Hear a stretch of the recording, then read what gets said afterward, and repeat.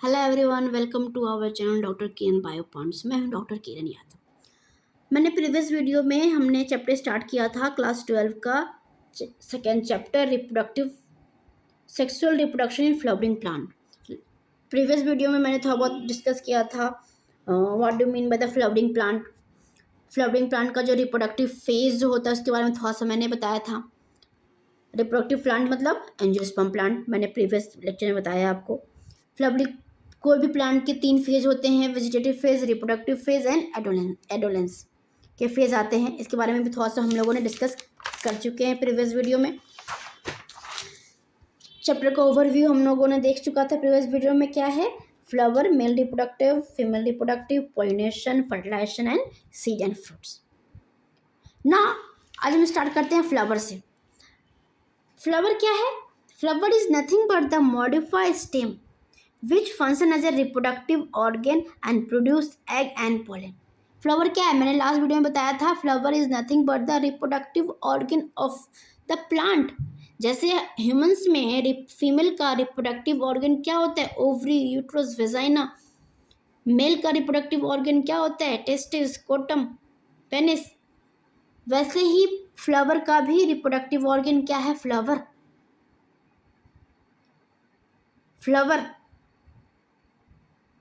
Flower किससे बने होते हैं? फ्लावर कहाँ उगता है? फ्लावर कहाँ बनता है? फ्लोरल एक्सिस में।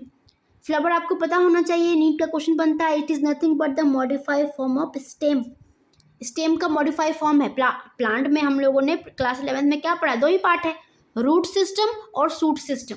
तो सूट सिस्टम के अंदर ही हमारे फ्लावर्स आते हैं, तो अलग से तो उड़ के तो नहीं आया ना। उसी सूट सिस्टम में ही कुछ सूट का मॉडिफाइड फॉर्म है। और फ्लावर के अंदर जो आपके सेपल्स आते हैं, पेटल्स आते हैं, जो पंखुड़ियाँ जो आती हैं, वो सारे ऑल फ्लावर ऑर्गन के अंदर क्या क्या हैं? Petals, sepals, carpel, stamens, all are nothing but the modified leaves. All are nothing but the modified of leaf. Leaf का मॉडिफाइड फॉर्म है। ये नीट क्वेश्चन एक बनता है। Flower is the modified form of stem, और जो sepals हैं, petals हैं, स्टेमन है, all are nothing but the modified form of leaf. Leaf के ही मॉडिफिकेशन है। और फ्लावर क्या है? Nothing but the reproductive organ of the plant. Flower जब देख रहे हैं थोड़ा सा हम लोग डिटेल में देख लेते हैं। सेपल्स किसे बोलते हैं, पेटल्स किसे पेटल्स किसे बोलते हैं, सेपल्स किसे बोलते हैं, कार्पल क्या है, स्टेमन क्या है। अगर आप कोई भी फ्लावर देखते हो, अगर आप कोई भी एक मान लो ये फ्लावर देखते हो, उसकी जो डंडी है, उसकी डंडी क्या है? उसको बोलते हैं फ्लोरल एक्सिस। इसके ऊपर ही जो स्टॉक ऑफ द फ्लावर, डंडी, उसके ऊपर एक छोटा सा एलिवेशन रहता है, उठा हुआ पार्ट, उसको थैलेमस बोलते हैं। इस थैलेमस में ही सारे फ्लावर के पार्ट्स अटैच्ड होते हैं। कोई भी आपने एक फूल देखा होगा, फूल ऊपर देखो, गुलाब का फूल देख लो, ऊपर उसकी लाल लाल पंखुड़ियाँ हैं, उसके नीचे एक पहले होती ग्रीन कलर की पत्तियाँ। जैसे कि ये डंडी है, ये मान लो ये आपकी डंडी है फ्लावर की, जो फ्लोरल एक्सिस है, और यहाँ पे ग्रीन कलर का जो लीफ लाइक स्ट्रक्चर होता है, दैट इज कॉल्ड सेपल्स। आप रोज का फूल या फिर कोई गेंदे का फूल या रोज का फूल कुछ भी इमेजिन करो, जो नीचे नीचे ग्रीन कलर का जो होता है उसे क्या बोल रहे हैं? सेपल्स। सिंगल को हम लोग सेपल्स बोलते हैं। और ये ऑब्वियसली किसी भी प्लांट में सेपल्स अकेला नहीं होता है, ग्रुप में होता है। पूरे ग्रुप को हम लोग बोलते हैं कैलिक्स, जो कि ग्रीन होता है, आउटर मोस्ट होता है। मेन फंक्शन इसका क्या है? प्रोटेक्शन। इसका मेन फंक्शन क्या है? प्रोटेक्शन।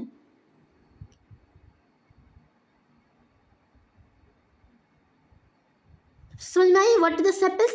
सिमिलरली आप रोज को इमेजिन कर रहे हो, उसके नीचे वाली जो पार्ट ग्रीन ग्रीन जो पत्तियां जो सपोर्ट कर रही है, ग्रीन कलर की है, आउटसाइड है, प्रोटेक्शन का काम कर रही है। उसके ऊपर अगर जब देखो रेड रेड कलर की जो रेड पंखुड़ियां जो है गुलाब की, जो रेड की गुलाब फूल का जो पंखुड़ियां, उसको बोलते हैं पेटल्स।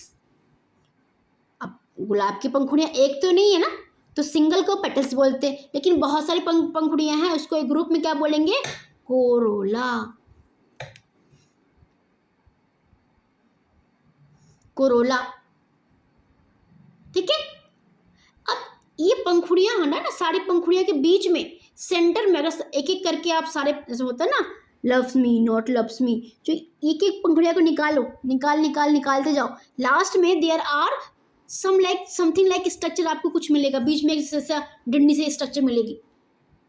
एक होता है इस तरह से, ऐसे इस तरह से, इसको बोलते हैं स्टेमन, that is male reproductive organ. जरूरी नहीं है कि एक ही हो, बहुत सारे होते हैं, ग्रुप में होते हैं, सिंगल भी होते हैं, मल्टीपल भी होते हैं। अगर present in group that is called एंडोसियम।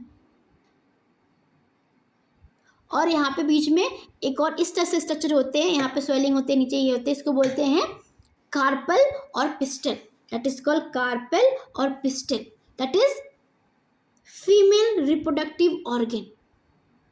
In group is called gynoecium. Male reproductive organ stamen, androecium, female reproductive organ gynoecium, carpel और पिस्टल। फीमेल लड़की कार चला रही है विथ पिस्टल के साथ। These are nothing but the parts of the flower. क्या क्या बताया मैंने, रिवाइज करो। फ्लोरल एक्सिस है, ये फ्लोरल एक्सिस है, इसके ऊपर ये एलिवेशन से स्ट्रक्चर है कॉल्ड थैलेमस, थैलेमस से अटैच्ड ये सेपल्स, सेपल्स इन ग्रुप कॉल कैलेक्स। ऊपर जो रेड जो पंखुड़ियां हैं इसको बोलते हैं पेटल्स, इन ग्रुप कॉल कोरेला। यहाँ पे ये स्टेमन, मेल रिप्रोडक्टिव ऑर्गन, सेंटर में है कार्पेल और पिस्टल, फीमेल रिप्रोडक्टिव ऑर्गन। ठीक है, these are all about the flower. Chapter का जो ओवरव्यू हमने देखा था, फर्स्ट पार्ट क्या है इसका, फ्लावर, उसके बाद है मेल रिप्रोडक्टिव ऑर्गन। तो हम लोगों ने फ्लावर कंप्लीट किया। फ्लावर के क्या क्या पार्ट्स हैं, सेपल्स इन ग्रुप कॉल कैलेक्स, पेटल्स इन ग्रुप कॉल कोरेला, स्टेमन मेल रिप्रोडक्टिव ऑर्गन, कार्पेल और पिस्टल फीमेल रिप्रोडक्टिव ऑर्गन। सारे अटैच क्या होते हैं, थैलेमस। ठीक है, देखो नेक्स्ट हम लोग का मेल रिप्रोडक्टिव ऑर्गन।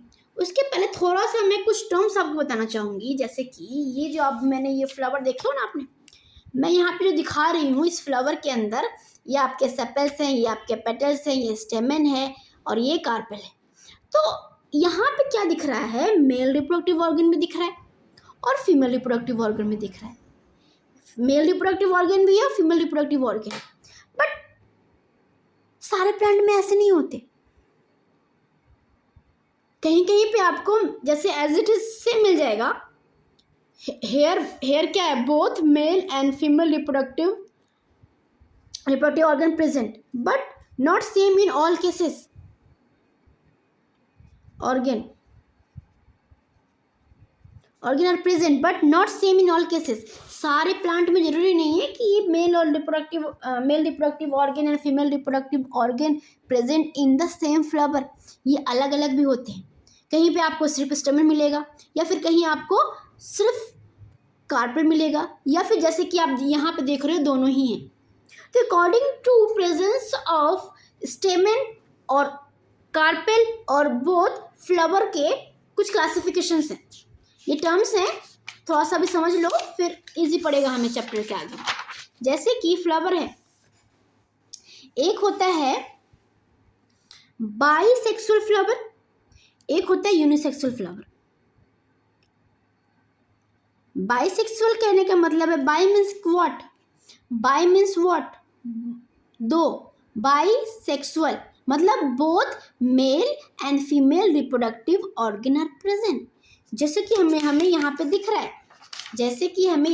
रहा है, एक फ्लावर है, यहाँ पे मेल रिप्रोडक्टिव ऑर्गन भी है, फीमेल रिप्रोडक्टिव ऑर्गन भी है, दोनों यहाँ पे प्रेजेंट है। That is it is the bisexual flower. By means दो, दोनों ही सेक्स ऑर्गन एक ही फ्लावर में प्रेजेंट है, that is bisexual flower. Similarly अगर सिर्फ स्टेमन होगा या फिर सिर्फ ओवरी होगा, उसको हम लोग बोलेंगे यूनिसेक्सुअल फ्लावर। मेल और फीमेल कोई एक प्रेजेंट होगा, दोनों प्रेजेंट नहीं होंगे। अरे बात समझ में? तो ये तो आपको टर्म इजी है, इसमें कोई डिफिकल्टी नहीं होगी, बाई टर्म से समझ में आ जाएगा। बाईसेक्सुअल मतलब बोथ मेल एंड फीमेल दोनों प्रेजेंट है। यूनिसेक्सुअल मतलब एक प्रेजेंट है, कोई भी मेल हो या फिर फीमेल, कोई एक प्रेजेंट है।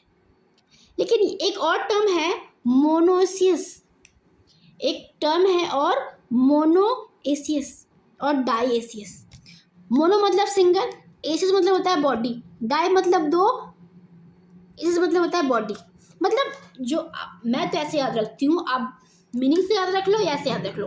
बाइसेक्सुअल, जहाँ पे बाइसेक्सुअल है, ये तो हमें याद करने में डिफिकल्टी नहीं होगी। बाइसेक्सुअल मतलब दोनों ही सेक्स ऑर्गन प्रेजेंट है।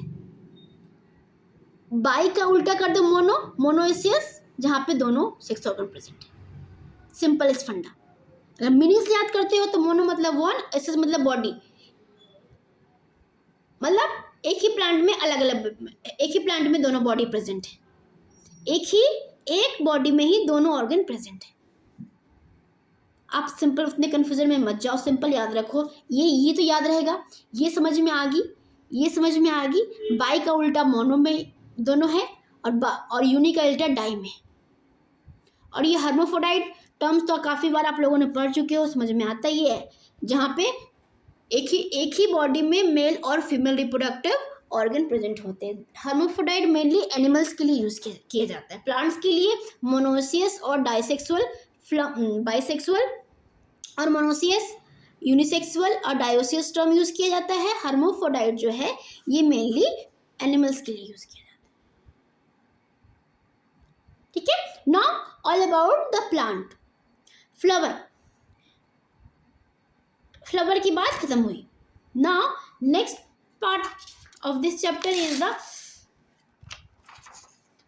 फ्लावर हो गया। Now next is the male reproductive organ और formation of the male gamete. Now male reproductive organ क्या है? अभी मैंने बताया था फ्लावर के अंदर क्या है, स्टेमन is the male reproductive organ.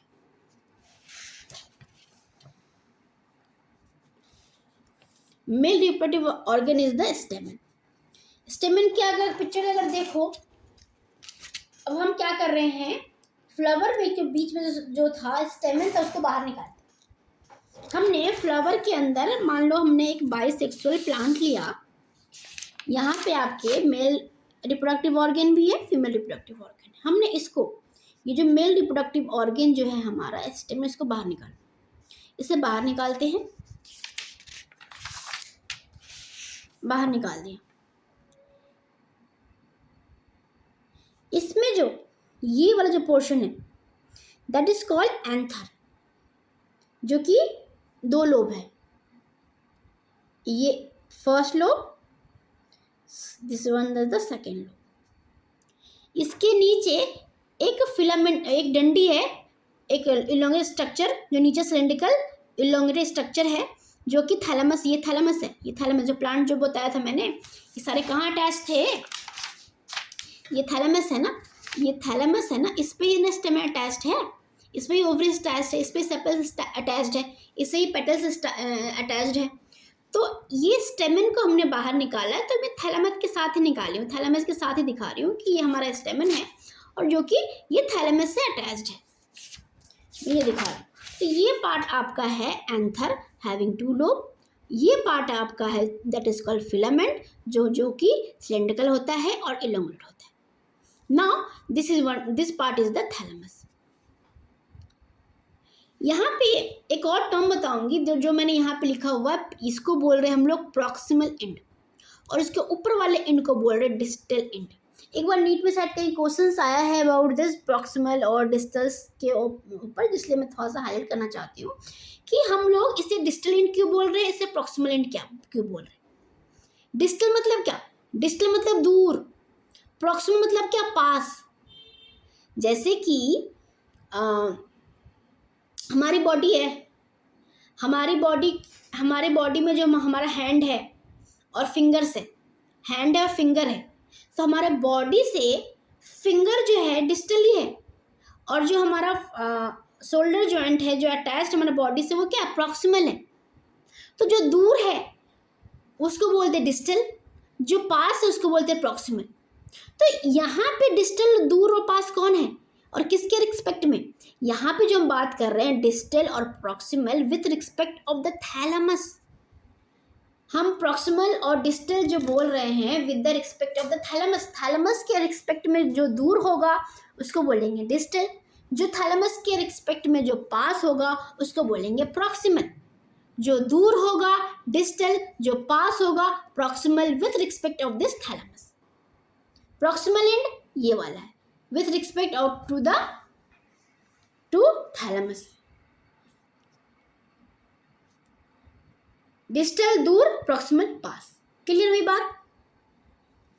एक बात और याद रखना, कभी कभी जो ये स्टेमन जो है ये थैलेमस में अटैच ना होके जो हमारा पेटल्स हैं, सेपल्स हैं, तो वो कभी कभी आके इस पेटल से अटैच्ड हो जाते हैं। देखो जैसे कि मैं बता रही हूँ इस पिक्चर में कि ये जो हमारा स्टेमन है ये थैलेमस से अटैच्ड है। कभी कभी ये क्या होते हैं कि ये जो स्टेमन है ना ये थैलेमस से अटैच ना होके ये पेटल से अटैच्ड हो गए। तो and this condition is called epipetalous. Sometimes stamen attached with them on petals is called epipetalous condition.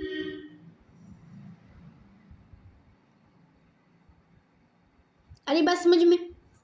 Now ये हो गया आपका basic structure of the stamen. क्या स्ट्रक्चर मैंने क्या बोला? First part is the anther, filament. Anther have two lobe, filament is the cylindrical और elongated structure which attach to the thalamus. कभी कभी ये पेटल से अटैच्ड होता है, called epipetalous. Anther have two lobes. अब हमने स्ट्रक्चर पढ़ लिया, अब मेन पार्ट है। देखो चैप्टर का सेकेंड पार्ट क्या है, इसमें हमें पढ़ना क्या है? मेल रिप्रोडक्टिव ऑर्गन का स्ट्रक्चर पढ़ना है, जो कि पढ़ लिए, एंथर और फिलामेंट्स जो अटैचमेंट है। Now formation of the male gamete. अब मेल गैमेट बनता कैसे, इसके बारे में थोड़ा सा देखते हैं। देखो मेल गैमेट बनता क्या है, ये जो स्टेमन है ना उसका जो फर्स्ट पार्ट जो एंथर है ना इसके अंदर बनता है हमारा मेल गैमेट। तो इसके अंदर बनता है तो इसके अंदर हमें देखना पड़ेगा, इसके अंदर बनता है तो हमें इसके अंदर झांक के देखना पड़ेगा कैसे बन रहा है। नाउ कम हमने ये लिया एंथर, ये क्या है? This is nothing but the anther. इसको मैंने यहां से काटा, काट दिया।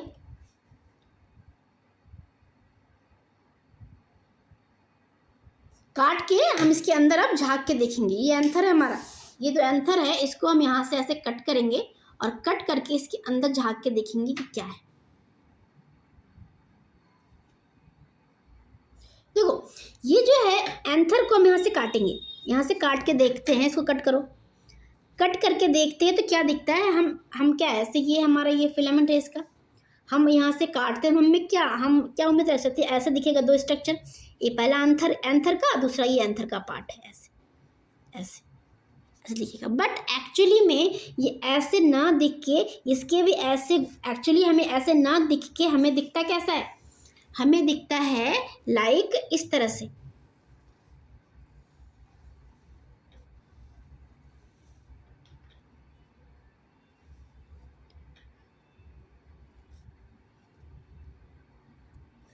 इस तरह से दिखता है। ये यहाँ पे इसका ये है आपका फ्लावर का फिलामेंट, डंडी यहाँ से डंडी गई है यहाँ से, और ये हमने इसको काटा है, हमने इसको काटा है, इसको काट के हमने जो एंथर है उसके पार्ट दिख रहे हैं मुझे अंदर काट के जब देखा मुझे इस तरह से दिख रहे हैं, ये दिख रहे हैं। एंथर के दो लोब है ना, तो ये यहाँ से बीच से देखोगे ये फर्स्ट लोब और ये है सेकेंड लोब। क्या है? एंथर। इसको मैंने यहाँ से कट करके देख रहा है तो इस तरह से दिख रहा है हमें। ये फर्स्ट, इसका ये एंथर का है, ये एक लोब और ये है दूसरा लोब। ये जो लोब्स हैं एंथर के, ये जो ऐसे है ना, ऐसे ही लोब्स, एक लोब दो ये है, इसकी ये जो कटोरे से बनी है ना ऐसे ईच इज कॉल्ड थीका मतलब 1 थीका, 2 थीका, एक एंथर का एक लोब में, दूसरे लोब में 1 थीका, सेकेंड थीका। मीन्स आपने जो देखा कि 1 एंथर है, देखो let be clear, 1 anther having 2 lobes, बात समझ में आई? ये मेरा एक एंथर है, इसके 2 लोब्स हैं, 1 लोब्स एंड 2 लोब्स। जब मैंने इसे काटा तो ये एक लोब यहाँ दिख रहा है और दूसरा लोब ये दिख रहा है, तो एक एंथर में 2 लोब्स हैं और एक एक लोब में ये एक लोब है और ये एक लोब है। एक एक लोब में 2 थीका है, एक थीका ये, दूसरा थीका ये। Means 1 lobe have 2 theca. Means 1 anther 2 lobes, 1 lobes have 2 theta. Means 1 anther have 4 theta. ये बात समझ में आई? ये जो पूरा एंथर है 1 एंथर, इसके 2 लोब्स हैं, ये है एक लोब, ये दूसरा lobe. Means 1 thick anther having 2 lobe, 1 and 2. 1 lobe containing 2 thica, 1 and 2. Second lobe containing 1 thica, second thica. That is 1, जो आपका ये एंथर है उसमें कितना है 4 थीका। ये बात क्लियर है, इसमें कोई डाउट नहीं होनी चाहिए। और इस नेक्स्ट थिंग इज द, ये जो 4 थीका है ना, 1 2 3 4, 4 थीका में बीच बीच में देयर इज अ कटोरी लाइक स्ट्रक्चर। यहाँ पे एक कटोरी यहाँ है, एक कटोरी यहाँ पे है, एक कटोरी यहाँ पे है, एक कटोरी यहाँ पे है। These are nothing but the call microspongium. इस कटोरी का नाम है, these are called microsporangium। और ये जो कटोरी है, चारों थीका में एक एक कटोरी है, इसको माइक्रोस्पोंजियम। और ये भी खाली नहीं है, इसके अंदर बहुत सारे सॉफ्ट टिश्यू भरे हुए, इसके चारों के अंदर सॉफ्ट टिश्यू भरे हुए।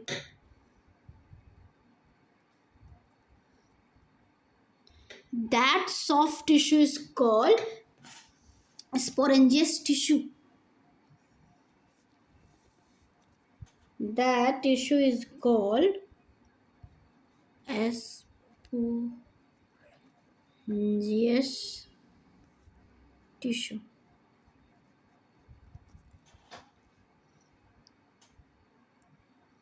That is, यहाँ पे एक बात मैं लिखना चाहूँगी कि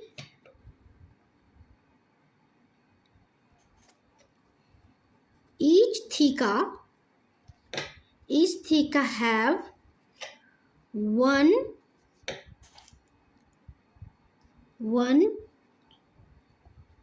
microsporangium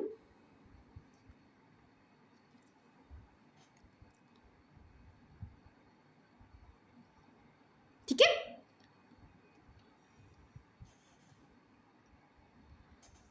This is called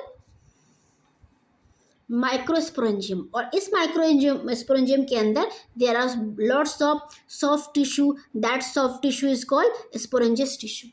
इसी में ही हमारा अल्टीमेटली मेल गैमेट बनना है।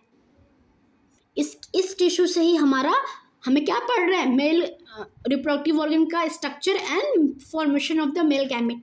तो यही इंपॉर्टेंट टिश्यू है, इसी के अंदर हमारा प्लांट का गैमेट बनेगा।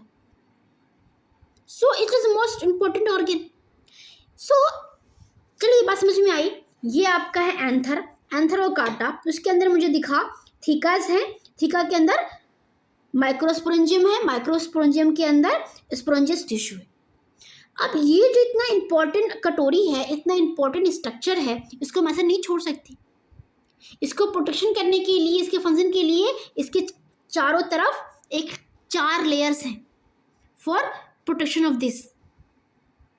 देखो ये जो है कटोरी ठीक है, माइक्रोस्पोरेंजियम है, इसके अंदर स्पोरेंजियस टिश्यू ठीक है, तो इसके यहाँ से यहाँ तक ऐसे खाली नहीं पड़ा हुआ है, there are 4 layers which protect this microsporangium. भाई वेरी इंपॉर्टेंट ऑर्गन है प्लांट का, यहाँ पे मेल गैमेट बनने जा रहा है, जब तक नहीं बनेगा, मैंने क्या बोला था, प्लांट का जब वेजिटेटिव स्टेज है, रिप्रोडक्टिव स्टेज में तक पहुँचते तक इसको बचा के रखना है, ताकि रिप्रोडक्टिव फेज में पहुँचे फिर अपना गैमेट बनाना शुरू करे।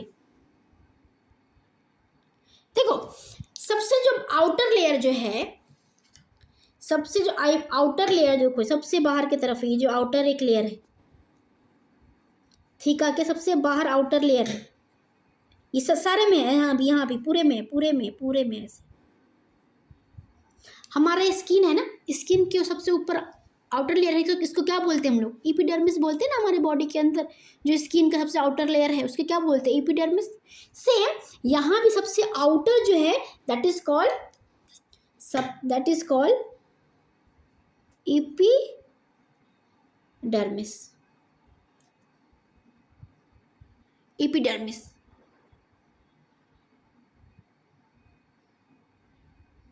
ठीक है, इसके बाद एक और लेयर आती है, इसकी एपिडर्मिस है, एपिडर्मिस के जस्ट नीचे, अगर बाहर से अगर देखते हैं लेयर, एपिडर्मिस के जस्ट नीचे एक और लेयर है, एक और सेल की लेयर है, this cell help in the, जैसे कि ये क्या यहाँ पे अल्टीमेटली क्या बनेगा, जब प्लांट मैच्योर हो जाएगा, यहाँ पे मेल ऑर्गन जब मैच्योर हो जाएगा, रिप्रोडक्शन फेज में आएगा, यहाँ पे गैमेट बनेंगे। जब ये गैमेट जब बनेगा तो ये लेयर है ना, यहाँ से एयर गैमेट को निकलने में हेल्प करेगा, और ये सिकुड़ के निकालने में हेल्प करेगा। दैट इज जो एपिडर्मिस के जो नीचे एक लेयर है दैट इज कॉल्ड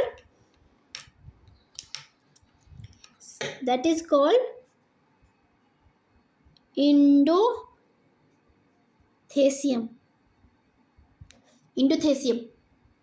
और जो पहला सबसे आउटर साइड क्या हुआ, एपिडर्मिस, उसके जस्ट बाद इंडोथेसियम। देखो ये जो कटोरी है माइक्रोस्पोरेंजियम है, इसके अंदर सॉफ्ट टिश्यू है, तो इसको भी तो कुछ खाना पीना न्यूट्रिशन चाहिए। इसको न्यूट्रिशन देने के लिए जस्ट यहाँ पे एक सेल का लेयर है, यहाँ पे एक ऐसे एक सेल का लेयर है,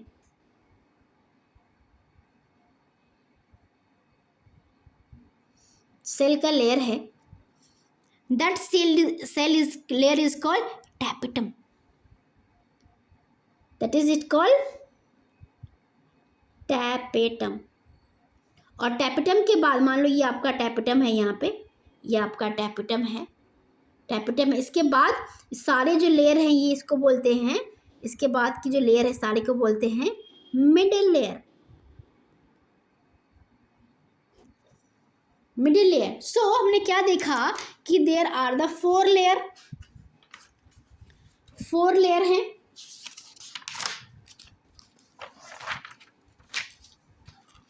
4 लेयर हैं। अगर आउटर से हम लोग देखते हैं 4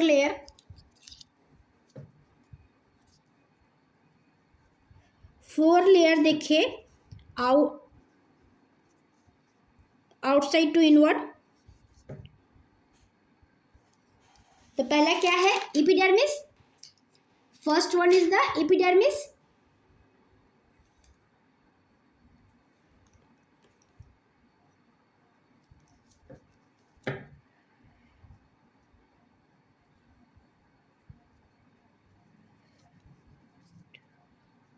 इनसाइड, आउटसाइड टू इनसाइड, हम बाहर से अंदर जा रहे हैं।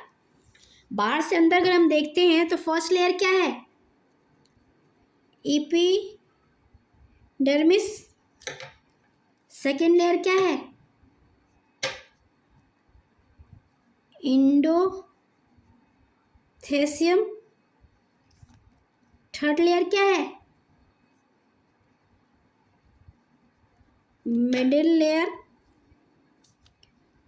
Fourth one is the tapetum, जो सबसे अंदर है, जो मैंने जो बताया आपको, जो पिक्चर में भी बताया। देखो एंथर, थीका, माइक्रोस्पोरेंजियम, स्पोरेंजियस टिश्यू, इसके 4 लेयर। सबसे अंदर की तरफ है टैपेटम, यहाँ देखो तो ये आपका सबसे ये जो है इसके अंदर ये क्या है, माइक्रोस्पोरेंजियम टिश्यू सबसे अंदर की तरफ है टैपेटम। इसके बाद ये सारे है मिडिल लेयर, फिर ये रेड कलर का जो दिख रहा है एंडोथेसियम, सबसे आउटर है आपका एपिडर्मिस। क्लियर?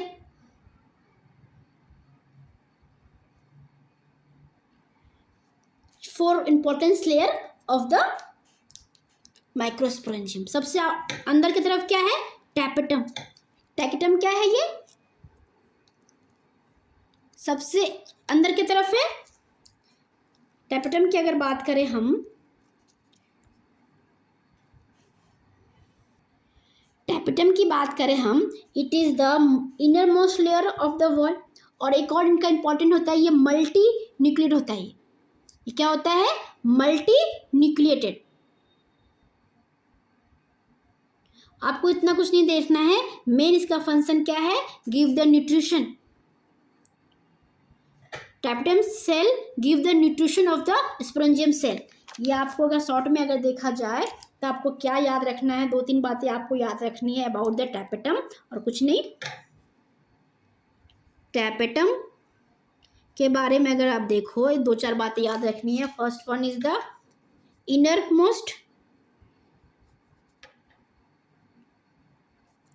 मोस्ट लेयर है। दूसरी बात याद रखनी है, ये क्या होता है, दूसरी बात याद रखनी है, ये क्या होता है, मल्टी न्यूक्लिएटेड है। तीसरी बात याद रखना है, दे प्रोवाइड न्यूट्रिशन। ये क्या करता है, प्रोवाइड न्यूट्रिशन। बस ये 3 बात याद रखनी है अबाउट द टैपेटम के बारे में। नेक्स्ट क्या है, नेक्स्ट है आपका मिडिल लेयर। नाम से समझ में आ रहा है, सेकेंड लेयर, अंदर से है सेकेंड लेयर।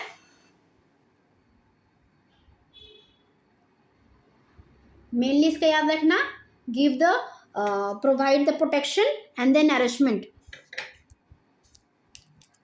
2 बात याद रखनी है, प्रोटेक्शन और प्लस नरिशमेंट, जस्ट लाइक अ टैपेटम, नरिशमेंट। ठीक है। Third one is the endothecium. Third one is the endothecium. Third one is the endothecium. इसका मेन फंक्शन है, जब ये इसके अंदर पोलन ग्रेन जब बन जाएगा, दे बिकम, इसका हेल्प टू बाहर निकलने में, पोलन ग्रेन को बाहर निकलने में ये हेल्प करता है। एडिशन एक टर्म है आपके एनसीईआरटी में कि सिकुड़ के जब प्लांट, जब इसके अंदर पोलन ग्रेन जब बन जाएगा, ये बिकम श्रिंक। थिकनिक इसकी श्रिंक करेंगे और दे बिकम श्रिंक होके यहाँ से आपके पोलन ग्रेन बाहर निकलने में हेल्प करता है, सिकुड़ने में। एक सिंपल से याद रखो, एक सिकुड़ने में हेल्प करता है। सिकुड़ के छोटा हो जाएगा और वहां से आपके पोलन ग्रेन बाहर निकल जाएंगे।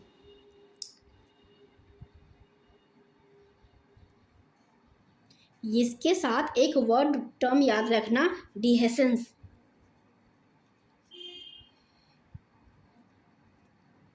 डिहेसेंस मीन्स ये dehiscence of anther to release of the pollen. जब पोलन ग्रेन इसमें बन जाएगा, हमारा स्पोरेंजियस टिश्यू से पोलन ग्रेन बन जाएगा और ये एडेशन करेगा, मतलब सिकुड़ेगा और सिकुड़ के वहां से पोलन ग्रेन बाहर निकल जाएगा। दैट इज, यही आपको याद करना है। Last one is the epidermis. Epidermis outer layer है, सबसे आउटर लेयर। क्या करता है, आउटर मोस्ट है, ये सबसे आउटर मोस्ट है, पहली बात। दूसरी बात क्या याद रखनी है, ये प्रोटेक्ट करेगा, प्रोटेक्शन करेगा। तीसरी बात क्या याद रखनी है, सिंगल लेयर का होता है, बस सिंगल लेयर का होता है। बस थोड़ा सा इस यहाँ पे थोड़ा सा एक चीज़ और बता दूँ, फिर आपको ये चारों लेयर्स के बारे में कंप्लीट हो जाएगा। जैसे कि ये जो हम बात कर रहे हैं, जब ये इमेच्योर है, जब यही बिकम, जो आपका जो एंथर है, ये ऐसे एंथर है, ये कैसे है ना, ऐसे ही बताया मैंने, ऐसे ही बताया है ना, ये एक थीका, एक थीका, एक थीका, इसके अंदर स्पोरेंजियम सारा बिकम मैच्योर वगैरह हो गया। तो अल्टीमेटली क्या होता है, यहाँ पे पोलन ग्रेन पूरे भर जाते हैं, they become converted into the pollen sac. ये आपका किस में कन्वर्ट हो गया, आपका पोलन सैक में कन्वर्ट हो गया, ये कन्वर्ट हो गया आपका पोलन सैक, इसमें पूरा पोलन भर गया। और इसमें जब पोलन ग्रेन मैच्योर हो जाता है, पोलन ग्रेन भर जाता है, तो आउटर लेयर तो रहती है, आउटर लेयर जो आपका क्या है, ये तो होती है एपिडर्मिस प्रेजेंट होगा, उसके नीचे आपका एंडोथेसियम, एंडोथेसियम भी प्रेजेंट होगा, एंडोथेसियम भी प्रेजेंट होगा, but tapetum and middle layer ये दोनों क्या कर रहा था, खाना दे रहा था, खाना दे के जब खाना जब दे दिया, पोलन ग्रेन बन गया, तो वो become vanish, absent, tapetum and middle layer absent होगा। और ये हमारा बन गया क्या, पोलन ग्रेन, इसमें मैच्योर पोलन ग्रेन है। ये सारे क्या बन गए, ये सारे आपके हैं pollen grain.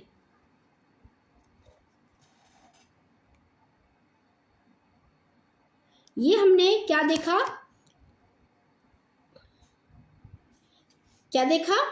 माइक्रोस्पोंज, anther, lobes, theca के अंदर माइक्रोस्पोरेंजियम, माइक्रोस्पोरेंजियम के अंदर स्पोरेंजियस टिश्यू, जो कि 4 लेयर से प्रोटेक्टेड है, एपिडर्मिस, एंडोथेसियम, मिडिल लेयर और tapetum. Now from the next structure में हम इस स्पोरेंजियस टिश्यू को, माइक्रोस्पोरेंजियम को बाहर निकालेंगे और गैमेट कैसे बनता है वो देखेंगे। आज तक अभी तक हम लोगों ने सिर्फ इसके माइक्रोस्पोरेंजियम का लेयर्स देखे, क्या काम कर रहा है ये देखे। नेक्स्ट वीडियो में हम इस माइक्रोस्पोरेंजियम को बाहर निकालेंगे और यहाँ पे कैसे यहाँ पे पोलन ग्रेन बन रहा है वो हम डिटेल में देखेंगे। ओके, अगर वीडियो आपको अच्छी लगी तो लाइक करें, सब्सक्राइब करें। Thank you for watching.